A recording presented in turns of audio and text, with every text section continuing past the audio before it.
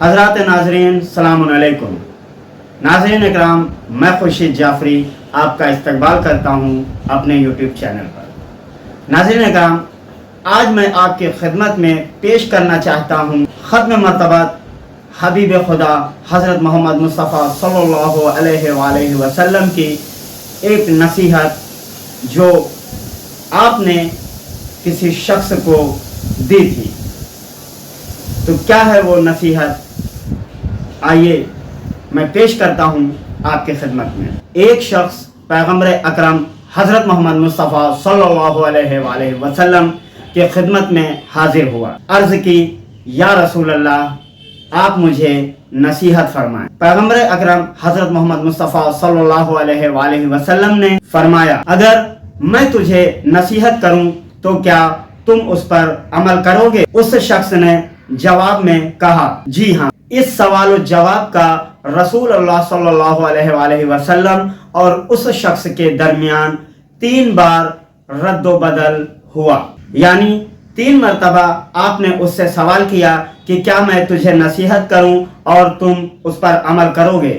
جب بھی آپ صلی اللہ علیہ وآلہ وسلم اس سے فرماتے کہ کیا میں نصیحت کروں تو تم اس پر عمل کرو گے، تو وہ شخص ہر بار جواب میں کہتا، جی ہاں، عمل کروں گا۔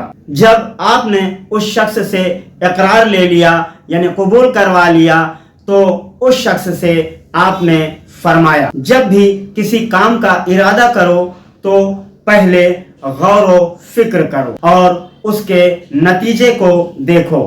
اگر اس کے نتیجے میں کامیابی اور ہدایت ہے تو اس کام کے پیچھے لگ جاؤ اور اس کو انجام دو، اور اگر اس کام کا نتیجہ برا ہے تو اس سے دور رہو۔ رسول خدا صلی اللہ علیہ وآلہ وسلم کا اس شخص سے اقرار اور تعہد لینے سے یہ معلوم ہوتا ہے کہ پیغمبر اکرم حضرت محمد مصطفیٰ صلی اللہ علیہ وآلہ وسلم تفکر و تدبر کے بارے میں کتنی اہمیت کے قائل ہیں، اور ہم کو سمجھانا چاہتے ہیں غور و فکر کرنے کی اپنے اندر عادت پیدا کرو، اور ہر کام کو انجام دینے سے پہلے اس میں غور و فکر کرو اور اس کے نتیجے و عاقبت کی طرف نظر رکھو، ورنہ اس سے پہلے اس کام کو انجام نہ دو۔ لہذا ہمیں کسی بھی کام کو انجام دینے سے پہلے یہ غور و فکر کرنا چاہیے کہ ہمیں اس کام کو کرنے سے نقصان ہوگا یا پھر فائدہ ہوگا، ورنہ بنا سوچے سمجھے، بنا غور و فکر کیے کسی بھی کام کو کرنے سے ہمیں پریشانیاں بھی اٹھانی پڑ سکتی ہیں۔ لہذا ہمیں کسی بھی کام کو کرنے کے لیے لوگوں سے، تجربہ کار سے مشورہ کر لینا چاہیے اور غور و فکر کرنا چاہیے۔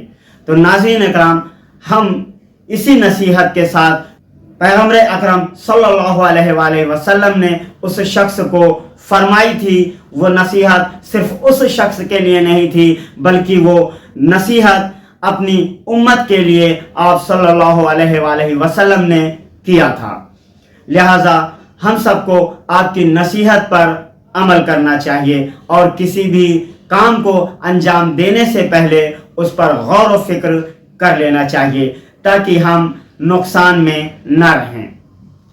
ناظرین اکرام، ہم پھر ملیں گے ایک نئے ویڈیو میں ایک نئے واقعے کے ساتھ۔ جب تک آپ اجازت دیں، خدا حافظ۔